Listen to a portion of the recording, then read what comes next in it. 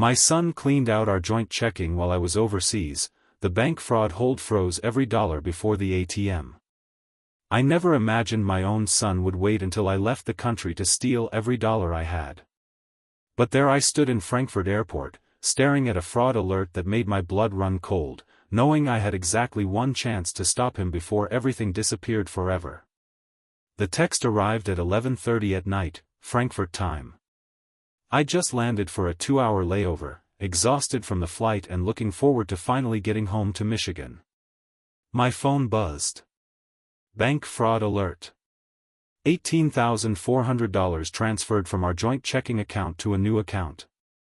The recipient name made my stomach drop. Mark Harold Brennan. My son. I called the bank immediately, hands shaking as I navigated their automated system. A sleepy-voiced representative finally answered. I need to file a fraud claim and place a complete hold on my checking account right now, I said, trying to keep my voice steady. She asked security questions, verified my identity, and typed rapidly. The hold is active, Mr. Brennan. All transactions are frozen effective immediately. Then she paused, and I heard her breath catch slightly. Sir, there's activity on your account right now. Someone's at an ATM. The withdrawal just declined. Before I could respond, another alert pinged on my phone. Attempted cash withdrawal for $3,000, blocked. Then another notification. Wire transfer pending to an LLC called Crossfield Management Solutions. I'd never heard of it. Can you tell me anything about that LLC? I asked the banker. She hesitated, then lowered her voice like she was sharing a secret. The registered agent is Lorna Hastings. Does that name mean anything to you?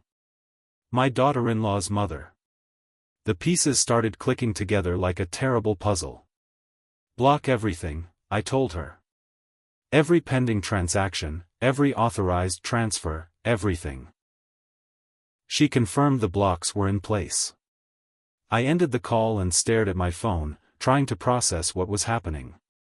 Then my hotel phone rang in the airport lounge where I'd checked in for a rest. The front desk transferred the call. Dad, release the hold. Now. Mark's voice, furious and demanding. I took a deep breath and switched my phone to record mode using my airline app's voicemail capture feature. This call is being recorded, I said clearly, making sure it was legally disclosed. Mark barely paused. I don't care about recording. Release the bank hold right now. You're messing up everything. I kept my voice calm and measured. Why did you transfer $18,000 without telling me, Mark? Silence stretched for 3 long seconds. Lorna said we should move the funds while you were gone. For safekeeping. You're getting older, Dad. You might forget things or make mistakes. The word stung, but I stayed focused. Move them where, exactly? Before Mark could answer, I heard a click. Another voice joined the call, dripping with contempt and false sweetness. Harold, you're clearly slipping. This is why we need to manage things for you. Let us handle your finances properly. Lorna Hastings. The woman who'd been poisoning my son against me for 2 years. My mind flashed back to last year after my bypass surgery. The hospital recovery had been rough. Mark visited every day, genuine concern in his eyes back then. My lawyer suggested adding him to my checking account for emergency access only. If something happened during recovery, Mark could pay my bills and keep things running. I'd meant to remove him once I healed. I never did. That was my mistake. But it was still my account, my money, my name listed first. The banker had confirmed that during our call.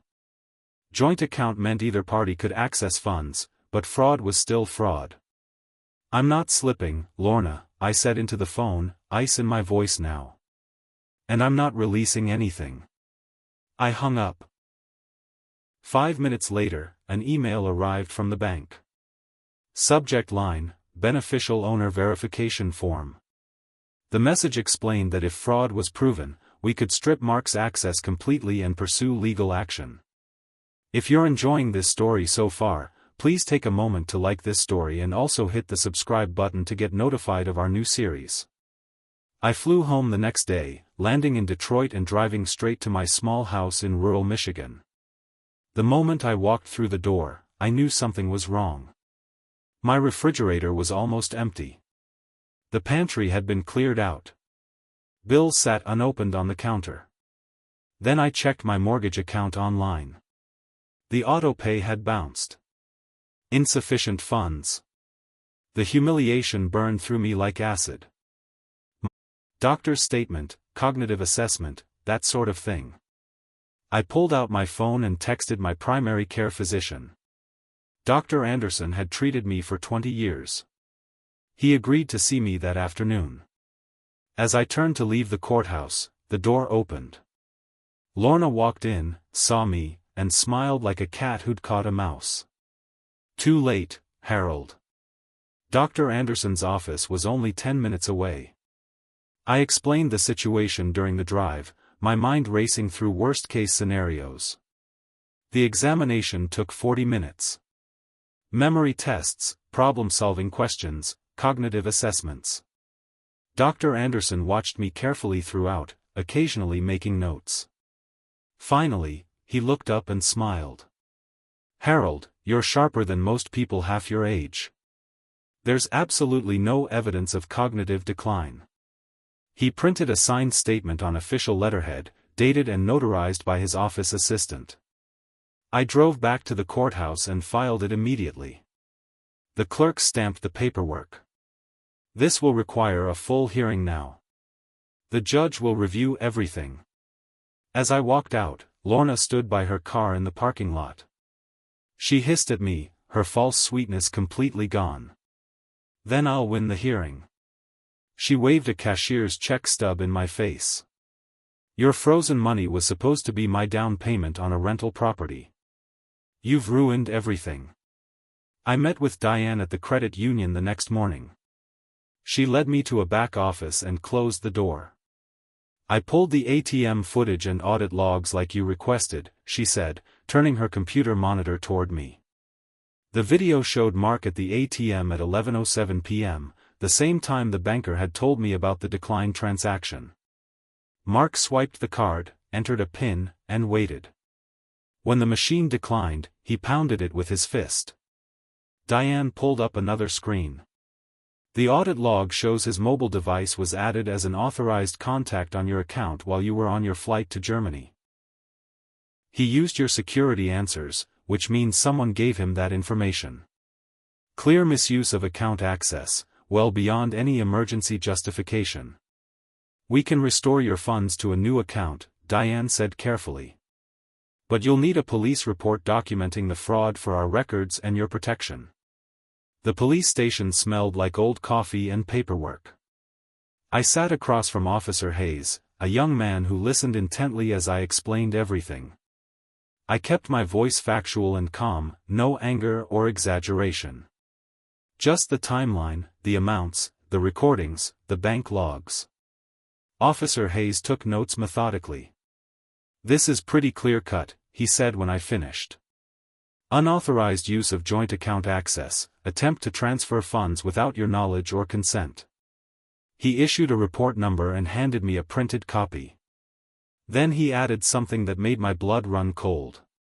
Lorna Hastings LLC, Crossfield Management Solutions, was flagged last year in another family dispute.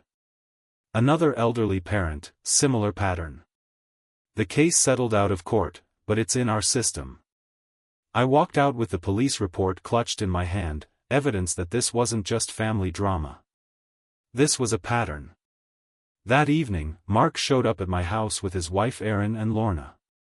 They walked in without knocking, entitlement radiating from every gesture. We need to talk about this ridiculous fraud claim, Lorna started, settling into my recliner like she owned it. Mark stood behind her, arms crossed. Dad, this is family money. Future inheritance. We were just trying to protect it. Aaron added, "You shouldn't be traveling alone at your age anyway. What if something happened?" Their words washed over me like dirty water. I reached into my folder and slid 2 documents across my coffee table. Dr. Anderson's competency statement. The police report. The room went silent. Mark's face paled as he read them. Lorna's jaw tightened. But she recovered quickly, that false confidence returning. "Cute, Harold. See you at the hearing." She stood, straightening her expensive jacket. "I brought a witness who'll testify you've been declining for months." Their witness turned out to be Tim Anderson, my neighbor June's son. He was a quiet kid in his 20s who did odd jobs around the neighborhood. Lorna brought him to my house the next day, coaching him through what to say. "You've noticed Harold seems confused lately, right Tim?" Lorna prompted. Tim shrugged uncomfortably. I guess sometimes." But then he slipped, his natural honesty breaking through Lorna's script. "Lorna said we needed to get everything done before your plane landed, Mr. Brennan. That's why Mark moved so fast." The timeline corroborated everything. Lorna's eyes flashed with anger at Tim's mistake. Aaron, who'd been silent until now, suddenly blurted out, "Mom already promised us the duplex. We were supposed to move in next month." Mark's face went completely pale. He stared at his wife like he'd never seen her before. "What duplex?" he asked quietly. "My neighbor June knocked on my door that evening. She'd overheard the confrontation from her garden next door." June was a retired CPA, sharp as a tack even at 75. "Harold, let me help you trace these transfers," she offered. We spread paperwork across my dining table. June brought a small whiteboard from her house. Within 2 hours, she'd mapped the entire scheme. Our joint checking account to the new account in Mark's name. From there, attempted wire to Crossfield Management Solutions. From the LLC, planned transfer to Aaron's Family Holdings, another shell company. A neat chain designed to move my money through enough stops that tracking it would be difficult. "This is sophisticated," June said, tapping the whiteboard. "Lorna's done this before." Then my email pinged. A message from someone named Brian Talbot, marked urgent. "Mr. Brennan, we need your proof of funds for the duplex purchase by Friday. Mark said you were partnering on the investment." The email was misdirected, meant for Mark. I called Brian Talbot immediately. He was the seller of a duplex property on Maple Street, surprised to hear from me directly. "Mark told me you were the primary investor," Talbot explained. "Said his mother-in-law was handling the paperwork." I kept my voice steady. "Mr. Talbot, I never agreed to any property purchase. My account was the target of fraud, and everything is frozen pending investigation." Long silence. "I see," Talbot finally said. "Then I'm halting this sale immediately. The earnest money becomes forfeit as liquidated damages per our contract." That earnest money had been paid with Lorna's cashier's check, $20,000 now trapped in escrow. 20 minutes later, Talbot texted me the purchase agreement. I scrolled to the buyer information line. The name listed wasn't Mark or Lorna. It was Aaron's Family Holdings, LLC. My son's wife had been planning to own the property all along, using my stolen money to fund it. I needed legal help, someone local who understood small-town dynamics. Ms. Calder had an office above the hardware store, same location for 30 years. She was in her 60s, wore practical suits, and had a reputation for being thorough and unmovable. "This is brazen," she said after reviewing my documentation. "We'll file a civil demand for restitution and a cease and desist against using your name or funds without explicit written authorization." She prepared the papers that afternoon. We served notice to Mark, Aaron, and Lorna the next morning, 3 days before the guardianship hearing. I thought that would slow them down. Instead, Mark sent me a text message with a photo attached. A storage unit, packed wall to wall with my tools. My table saw, my router collection, my grandfather's hand planes. The message read, "Moved your stuff for safety while you were gone. You're welcome." The implication was clear. They'd been inside my house, taking inventory, preparing to control everything. I called Officer Hayes again. He agreed to accompany me to the storage unit for what he called a civil standby. The facility was on the edge of town, rows of orange doors stretching into the distance. The lease was indeed in my name, which meant I had legal access. But Lorna had paid the first 3 months with my debit card before the fraud hold activated. Officer Hayes stood by as I opened the unit. Everything was there, carelessly stacked and jumbled together. I began re-inventorying my tools, checking for damage. Officer Hayes helped me load the most valuable items into my truck. At the bottom of a 5-gallon bucket filled with drill bits, I found something that didn't belong. An envelope, legal size, labeled in marker, Plan B. My hands shook slightly as I opened it. Inside the envelope were photocopies of a care contract. The document laid out terms where I would pay Crossfield Management Solutions a monthly supervision stipend of $2,000. In exchange, Lorna would manage my finances, coordinate my medical care, and make decisions about my living arrangements. The contract granted her power of attorney. There was a signature line at the bottom, waiting for my name.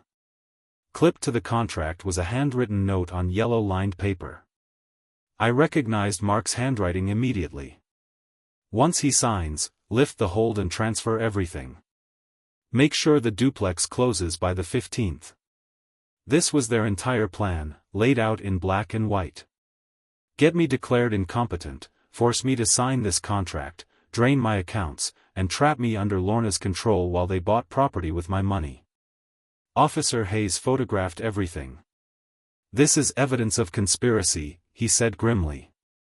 If you're enjoying this story so far, please take a moment to like this story and also hit the subscribe button to get notified of our new series. The guardianship hearing took place in a wood-paneled courtroom that smelled like old books. Judge Martin presided, a stern woman in her 60s who'd seen every scheme imaginable. Lorna testified first, painting me as forgetful and reckless. "He travels impulsively, leaves bills unpaid, can't manage basic finances anymore," she claimed, her voice dripping with false concern. Tim Anderson testified next, uncomfortable and vague, repeating the lines Lorna had fed him. Then Ms. Calder presented our evidence. The ATM footage. The audit logs showing Mark adding himself as authorized contact mid-flight. Dr. Anderson's competency statement. The police report. The recorded phone call where Mark admitted the plan. The care contract from the storage unit.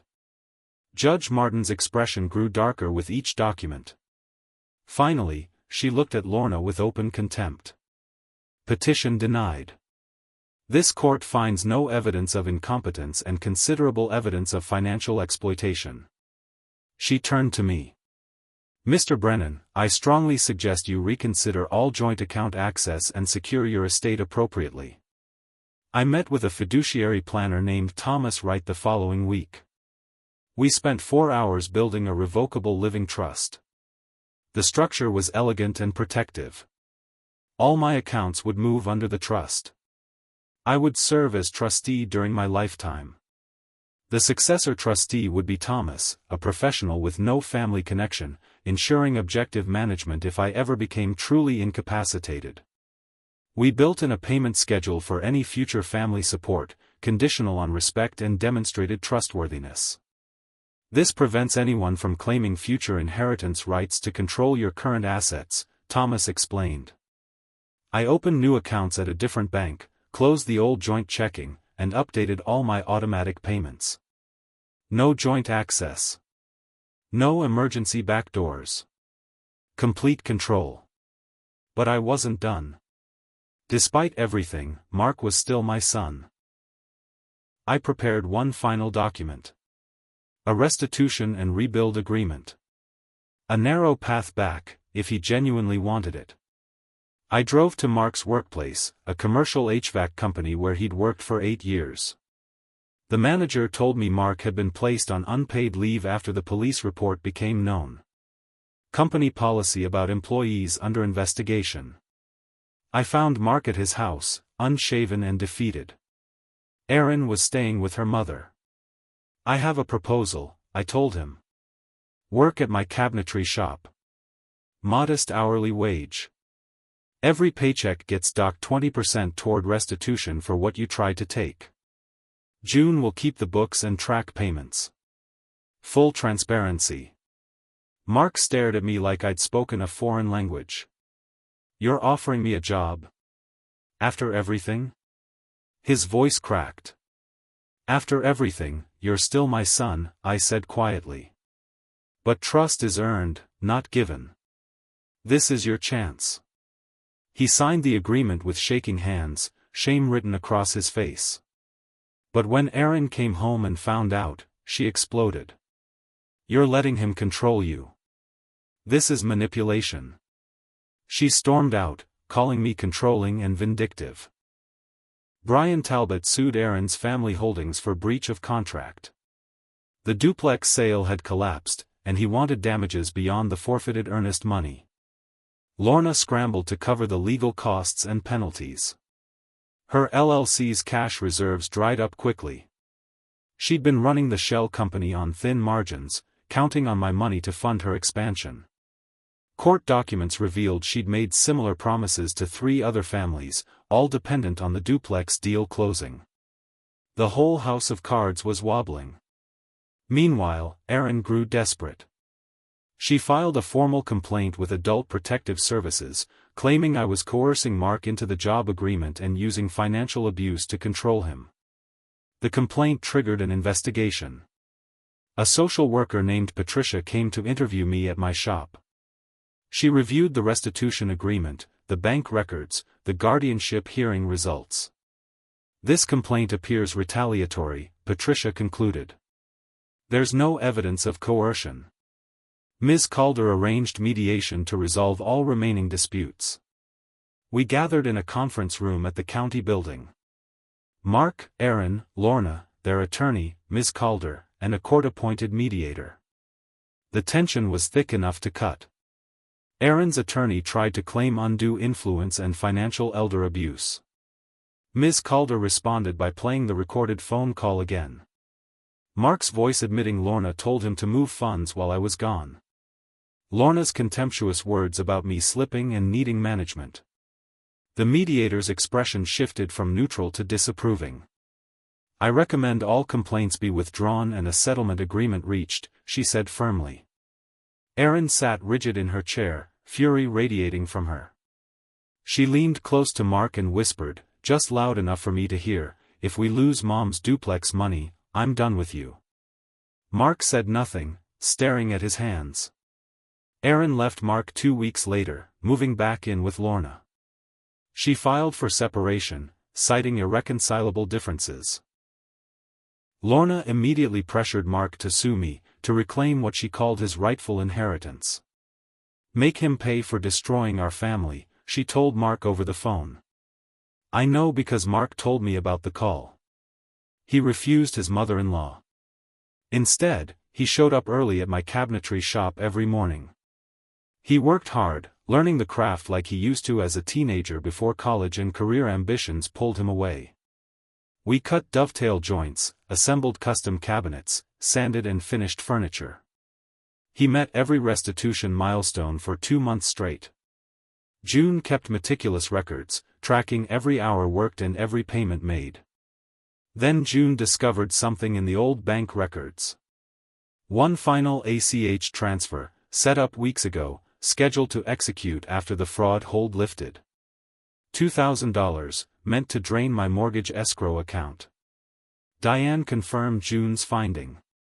The ACH had been scheduled while I was overseas, programmed to pull funds the day after my account was supposed to restore. Because I'd moved everything to the new trust accounts, the ACH bounced off a closed routing number. The bank's fraud system flagged the attempt and traced the authorization IP address. Lorna's home computer. This wasn't a one-time mistake or panic decision. It was a systematic pattern of predation, carefully planned and executed. We added it to the case file. Ms. Calder contacted the county prosecutor.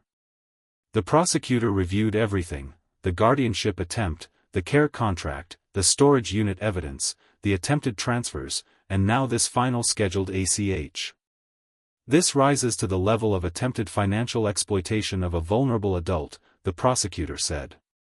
She opened a formal criminal investigation into Crossfield Management Solutions and Lorna Hastings personally.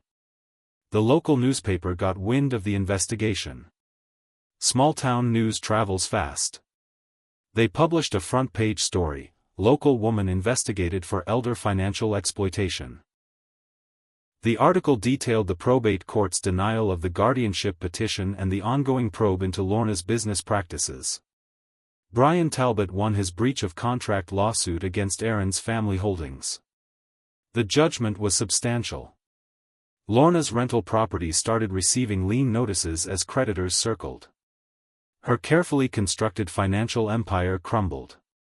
Community perception shifted completely. People who'd whispered about me losing my mind now understood the truth. I received calls and visits from neighbors offering support. June brought casseroles. Tim Anderson apologized for being manipulated.